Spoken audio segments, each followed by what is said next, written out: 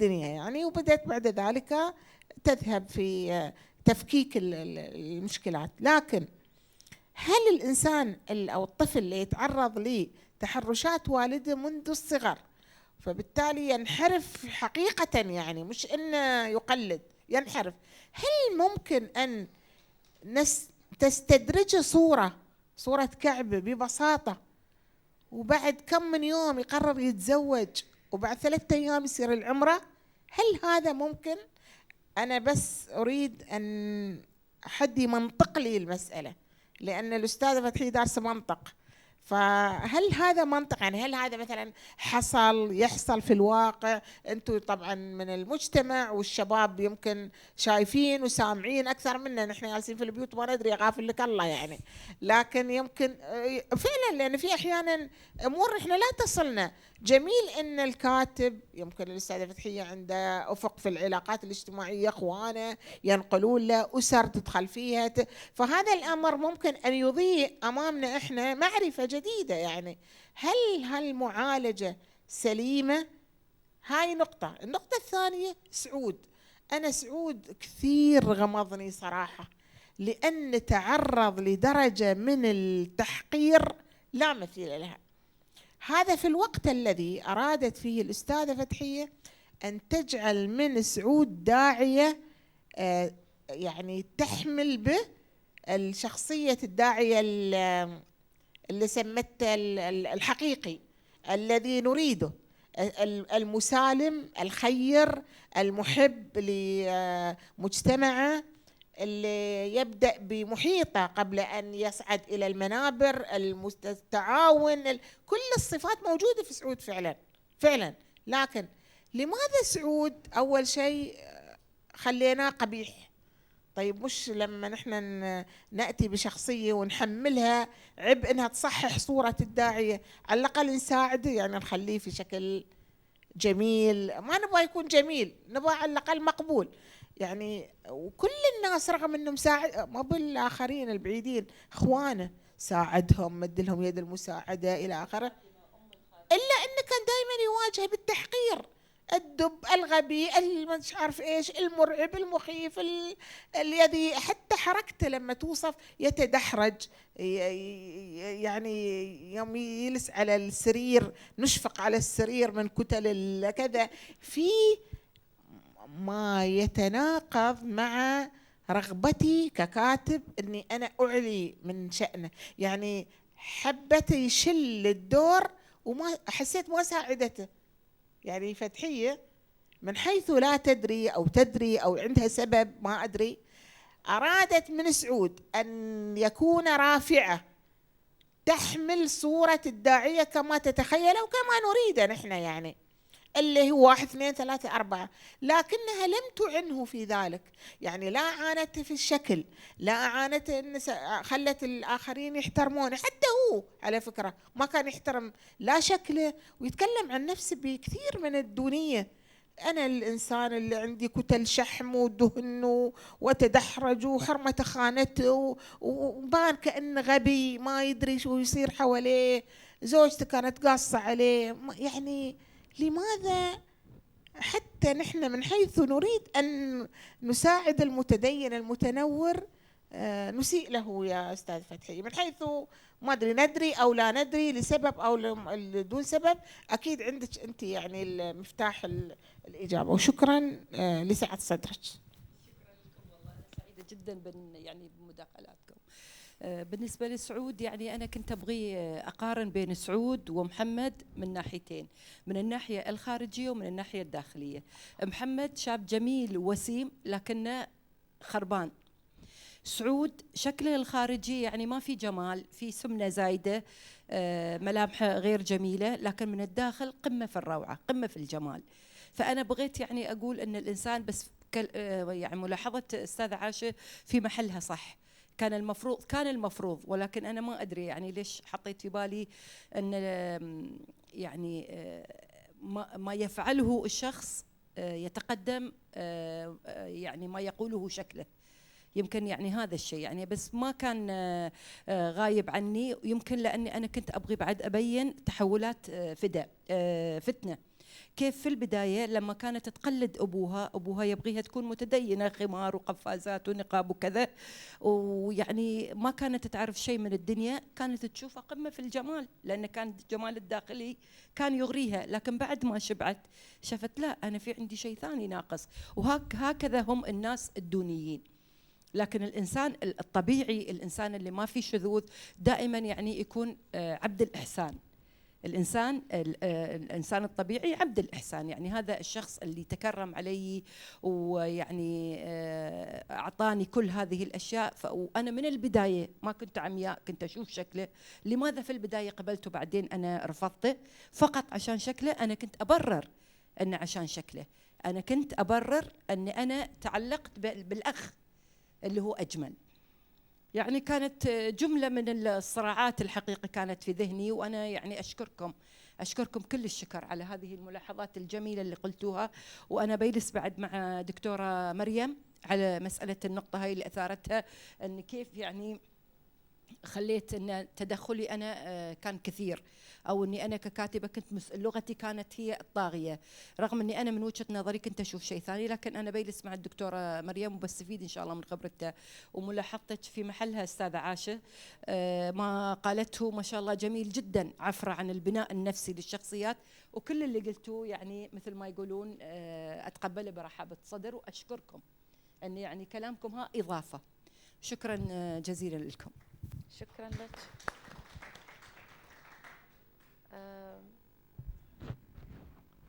في أي إضافات أخرى أو مداخلات من أي حد؟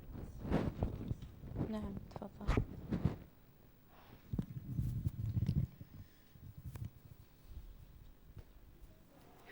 في مجال. أستاذة فتحية، بس ليش ما شفنا الرواية على جود ريدرز؟ لأن يسنا ندور عليها ما لقيناها. حسب دار النشر.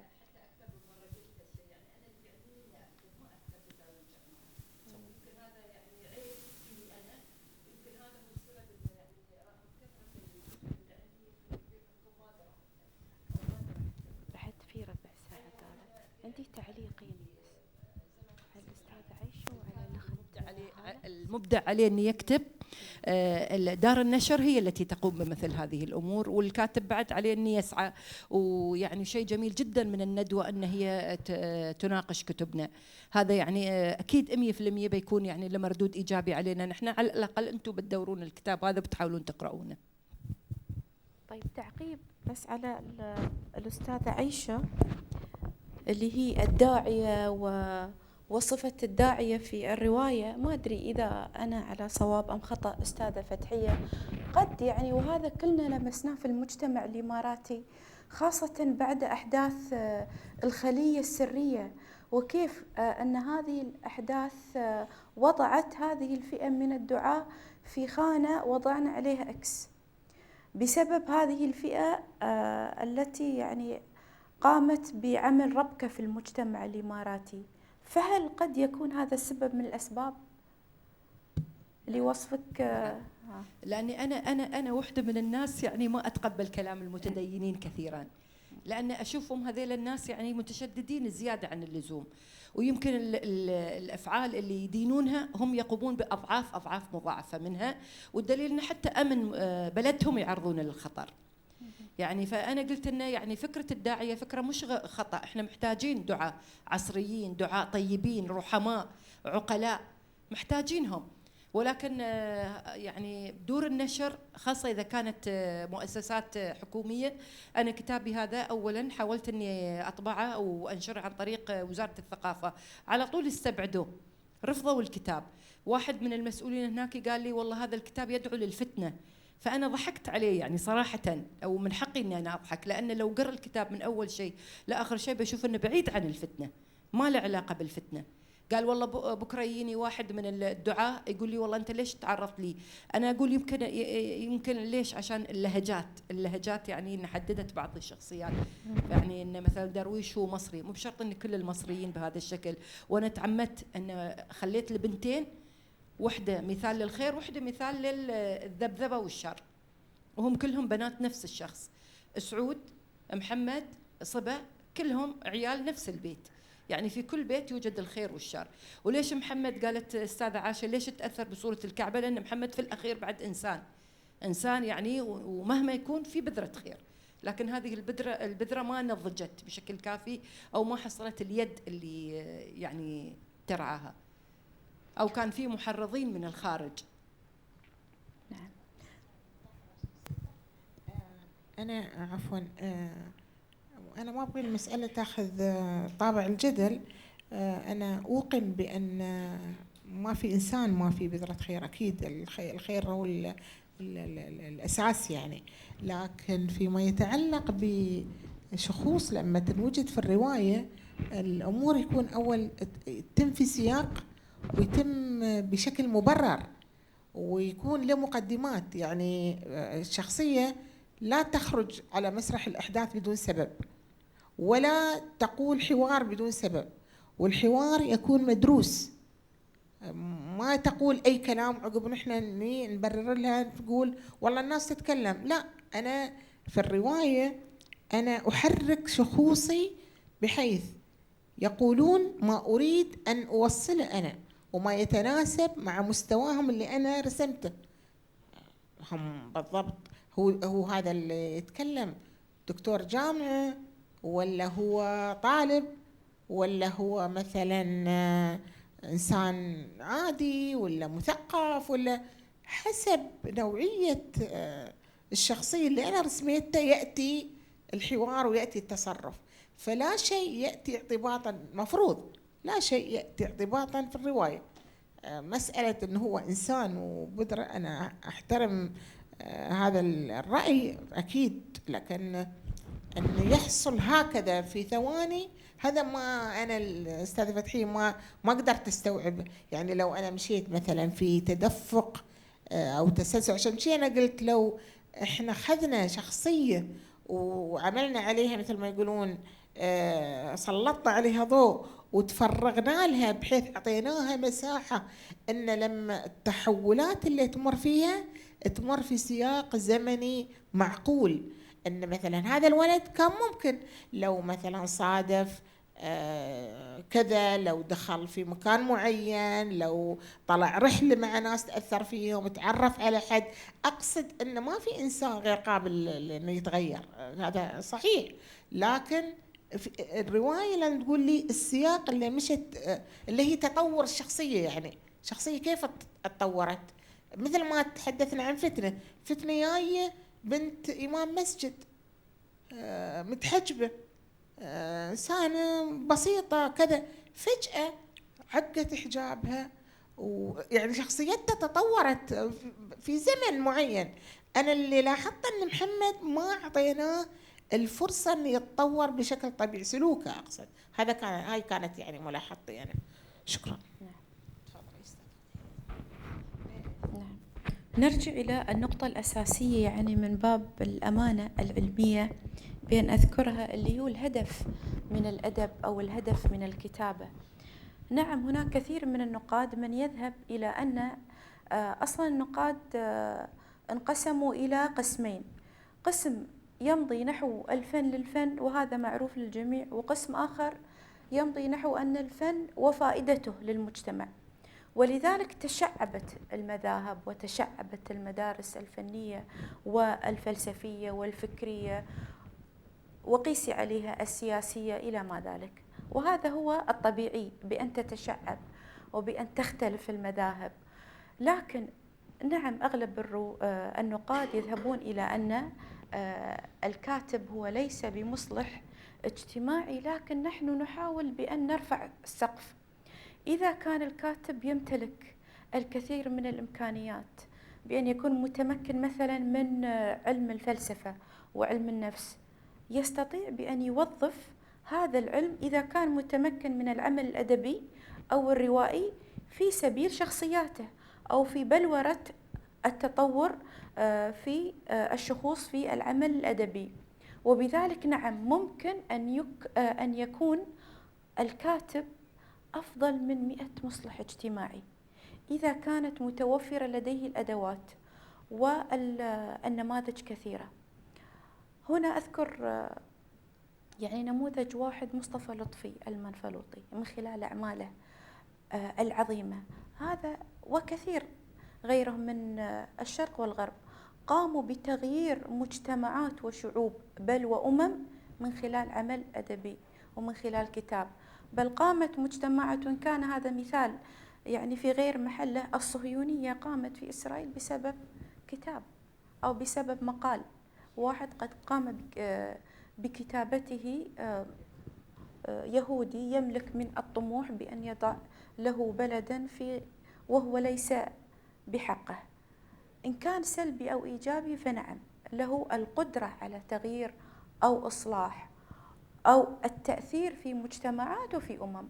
فلما لا أن يكون كاتب ومصلح في نفس الوقت؟ نعم، هي ليست وظيفته الأساسية، لكن إن كان يمتلك المكونات والقوة والنضوج الكافي فأهلا بهذا الكاتب، ونحن سوف يعني نستحضنه بكل رحابة صدر. شكرا. شكرا دكتورة مريم. تعقيبا على الأستاذة عاشة، هي تكلمت عن شخصية محمد أن لم يكن هناك مساحة زمنية لنرى التغير.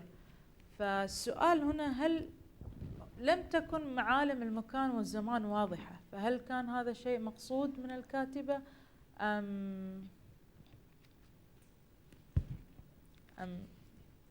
خفي عليها، يعني سقط سهوا أو ما أدري، أنا ممكن أجيب إذا اللهجة المحلية لنا نحن تدل، لكن أن يقرأها أي قارئ آخر من خارج الإمارات أنا ما أعتقد حتى ممكن يميز بين اللهجة. يعني لا، هناك كثير من المجتمعات العربية لا تعرف اللهجة الإماراتية، يعني بالنسبة لها اللهجة الإماراتية لهجة مبهمة. طقوس مثلا الزواج، النظر، تقييم التصرفات والسلوكيات عند الافراد في مجتمع، يعني موجوده في كل المجتمعات العربيه غالبا، يعني ممكن أنا متشابهه. نعم أستاذة عفرة، ممكن أعقب.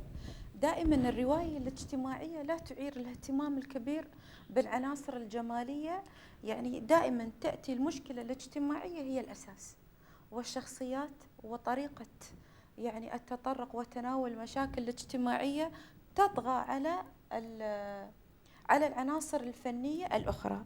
الواضح في الرواية أن الزمان واضح، والمكان في المنزل، كان المكان محدود كما ذكرت. أنا لا أخرج عن ذلك، يعني واضح أن المكان في المنزل.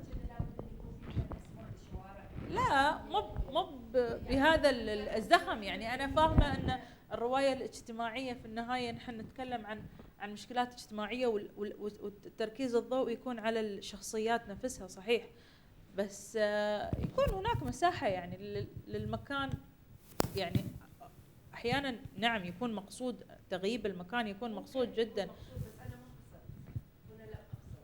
مثلا في روايتي الأولى السقوط إلى أعلى، حاولت قدر ما أستطيع أن أتخفى، حتى اخترت زاوية النظر اللي تكلمت بالراوي العليم. كان المفروض أن هاي الرواية تكتب في ضمير المتكلم، لكن لأن هي تعرض تجربة حساسة لامرأة، ويعني هذا الشيء خلاني شوية أتخفى، بأني أنا أتعمد أن يعني أضبط المكان مثلا أشياء كثيرة. لكن هذه لا، ما تعمدت. أعتقد أن يعني كان التفكير والتركيز الأساسي عندي في الشخصيات وكيفية رسمها وتكوينها وتحولاتها وانتقالاتها من حالة لحالة، والفكرة الرئيسية اللي عندي وكيف أخدمها وكيف أوصلها للنهاية. نعم، وهناك بس نقطة، أحيانا نجد رواية الحدث، رواية ممكن أن نطلق عليها هذه رواية حدث، من حدث واحد تنطلق كل الرواية. أحيانا رواية الشخصية فلا نعير يعني اهتمام كبير للعناصر الفنية إذا كان عنصر واحد يخدم رؤية الكاتب ويخدم الهدف الذي يريده الكاتب، فإذا لا بأس. الأهم من العمل الفني هو الإمتاع. هذا هو أتوقع. نعم، الإمتاع بالنسبة للقارئ، يعني تستمتع وأنت تقرأ العمل الفني، يعطيك من المعرفة ومن الإمتاع بأنك لا تريد أن تترك هذه الصفحات. سواء إذا كانت رواية حدث أو رواية شخصية أو رواية مشكلة مجتمعية كما هي الروايات المجتمعية. هذا من منظوري الشخصي. طيب أنا بس تعليق يمكن أخير. نحن اتفقنا من البداية أن رواية الأستاذ فتحية هي رواية اجتماعية، يعني هي تسلط الضوء على مش حدث ولا على شخص، مشكلة مجتمعية. أيوة، تسلط الضوء على مشكلات، عفوا على مشكلات اجتماعية. أيوة، حزمة من المشكلات. جيد.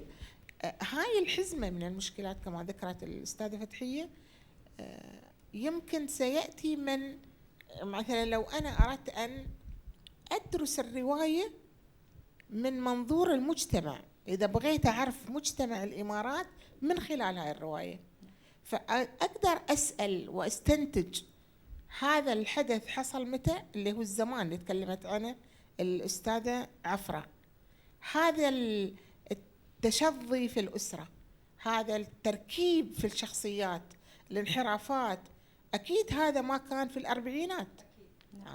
هذا اللي المقصود، هذا التأكيد من الأستاذة يعني بأن تحديد الزمن مهم. يعني لو أنا جيت في يوم من الأيام وبغيت كطالب علم أو طالب أدب أقول المشكلة، أيوة، المشكلات الاجتماعية في دولة الإمارات أو التغير الاجتماعي أو القيمي في مجتمع الإمارات من خلال أعمال الأستاذة فتحية، أو من خلال الأدب النسوي، أو يعني كرسالة ماجستير أو دكتوراه. فأنا باخذ أكيد هذا العمل كنموذج بدخله مثلا في الدراسة، بس أنا ما قدرت من خلال العمل أعرف هذه الأحداث حصلت متى. بس أنا قدرت أستاذة، قدرت من خلال الداعية أنا ربطها مع أحداث 2015 اللي هي الخلية السرية والدعاء والربكة اللي حصلت في المجتمع، فما أدري ربطها في اللاوعي 2015 بالذات. أنا ما قدرت. تبغى يبغى يصير جاهد. الثمانينات كانت موجودة هاي الفكرة، في التسعينات موجودة هاي الدعاء موجودة في فترة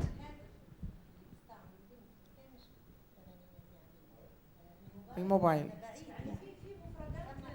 ايه، في اشارات تعتمد على ذكاء القارئ، لكن احيانا مثلا نحن ما ادري اذا الحضور قراتوا امتداح الخاله لبرغاس يوسع. امتداح الخاله يتحدث عن 4 شخصيات في الروايه: زوجة الاب والزوج والطفل والخادمه فقط. والذي يقرأ روايه صغيره يعني تقراها من الألف إلى الياء ما تعرف هاي الرواية وين حاصلة بالضبط، لولا أن الكاتب من باراغواي أو الأسماء رودريغيز وما شو تدلك على أمريكا اللاتينية، تحس أن البيت كأنه بيت معلق في الفضاء، لأنه هو يريد أن يقول بأن هذا يحصل في كل مكان، هذا الأمر يحصل في كل مكان، لكن هذا فيه خصوصية واضح. يعني هاي الأحداث اللي تناولتها الأستاذ فتحي فيها خصوصية، فكان من الممكن ببساطة أن نحن أنا طبعا ما بعلم الأستاذة، هي يعني أستاذة، أنا لا لي يد في هذا الأمر، لكن التنويه بالزمن أراه مهم للذي يريد أن يعرف مجتمع الإمارات في يوم من الأيام، لأن الأستاذة قالت هي أنها تبحث عن الخلود، فالخلود هذا هو الخلود، أن هذه الأعمال ستبقى وستناقش وستدخل ضمن أعمال وضمن دراسات أدبية وبي صحفيين بيدرسونها أكيد. يعني أستاذ فتحية أنا أبشرك أنت ضمنتي الخلود فعلا يعني، لكن فعلا ستكون سهلتي للدارس لو تم التنويه طبعات جديدة وإلى آخره، حتى لو زج التاريخ أو الحقبة الزمنية، مثلا هل فترة الثمانينات، لأن إحنا عندنا في مجتمع الإمارات فترة الثمانينات من أكثر الفترات التي سرقت من عمر الإمارات، سرقت من قبل تيار كامل أو توجه ديني معين وصودرت، يعني كان كل الملعب إلهم. هاي الفترة الزمنية لو أنا تكلمت عنها بدون ما أقول الثمانينات بأوقع القارئ في لخبطة يعني. فالمسألة الحقبة الزمنية ذكرها أراه في أهمية جوهرية له. عفوك يا أستاذة أستاذة، عيشة. بس يعني مجرد رأي لا أكثر. الآن في منهج في البحث اللي هي السيميائية أو السيماتيك، ممكن العلامات، نعم أي. العلامات، فالباحث لا خوف عليه لا إن شاء خوف الله. عليه. انا الدكتور رسول اكد لي هاي النقطه، قال لي يعني كتابك في جمله في حزمه كبيره من العلامات، أها. يعني ممكن يستفيد منها اي حد يبغى يكتب عنها. يعني عموما هي اختلاف الآراء يعني.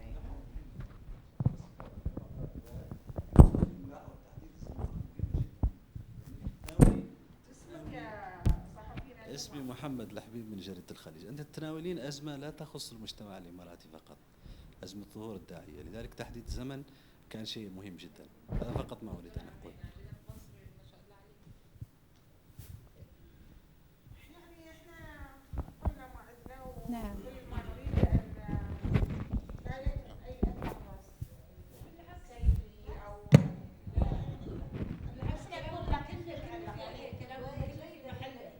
واكيد يعني في اهتمام، يعني هذا يدل على اهتمام حقيقي يعني، وان شاء الله يكون خالده وانتم خالده. عشان كان عندي مشكله اجتماعيه صرفه، مش زي مثلا اعمال نجيب محفوظ كان بتعالج مشكله اجتماعيه تاريخيه زي معظم اعماله، فكان لازم يبرز الزمن والتاريخ والمكان زي سؤال مداء وغيره وغيره، فكان فتره معينه ومهمه بالنسبه لمصر. مثلا انا لما بشوف اعمال نجيب محفوظ هو كان عايز عمل اجتماعي تاريخي، عشان يقول لي كان في مقاومه ايام الاحتلال، كان في من الناس الشعبيه، من الناس الاحياء الشعبيه كان عاداتهم كذا وتقاليدهم كذا ومشاكلهم كذا، ورغم ذلك كان عندهم دور سياسي في فتره معينه ساهمت في ان البلد تبقى بشكل معين فيما بعد. لكن حضرتك من خلال، انا ما قريتش الروايه بس واتشرف ان انا اقراها، بس من خلال الكلام عن الروايه هي بتعالج